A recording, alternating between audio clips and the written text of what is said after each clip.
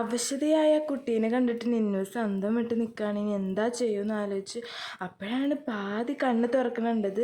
പാവൻ നിന്നൂസിന് ആശ്വാസമായിട്ടുണ്ട്. വേഗം പിടിച്ച് എണീപ്പിച്ച് ഉമ്മറത്ത് കൊണ്ട് കിടത്തിയിട്ടുണ്ട്. അങ്ങനെ വേഗം തന്നെ ഫോൺ വിളിച്ചിട്ട് ഡോക്ടറെ വിളിക്കുകയാണ് കേട്ടോ. വിവരങ്ങളെല്ലാം ഒറ്റ ശ്വാസത്തിൽ കേട്ട് ആ ടൂൾസൊക്കെ എടുത്ത് വരാമെന്ന് പറഞ്ഞിട്ടുണ്ട്. അങ്ങനെ വീട്ടിലേക്ക് നടന്നുകൊണ്ടിരിക്കുകയാണ് കേട്ടോ. അവിടെ എത്തിയപ്പോഴത്തേനും ആ കുട്ടീനെ കണ്ട് ഡോക്ടർ തന്നെ ആകെ വിഷമിച്ചു പോയി. വേഗം സ്റ്റെതസ്കോപ്പൊക്കെ വെച്ച് പരിശോധിക്കുകയാണ് എന്താ സംഭവം എന്നുള്ളത്. 2 ദിവസമായിട്ട് ഭക്ഷണം ഒന്നും കഴിച്ചിട്ടില്ലല്ലേ എന്ന് ഡോക്ടർ ചോദിക്കുകയാണ്. അപ്പോൾ ആ കുട്ടി വിഷമിച്ചിരിക്കുകയാണ് കേട്ടോ. അങ്ങനെ വയ്യായി മാറാനുള്ള മരുന്നൊക്കെ കൊടുത്ത് ഭക്ഷണം കൊടുക്കാൻ പറഞ്ഞിട്ട് ഡോക്ടർ അവിടെ നിന്ന് പോയിട്ടുണ്ട്. നിന്നൂസ് വേഗം പിടിച്ച് എണീപ്പിച്ച് ആദ്യം തന്നെ കുറച്ച് വെള്ളമൊക്കെ കൊടുക്കുന്നുണ്ട്.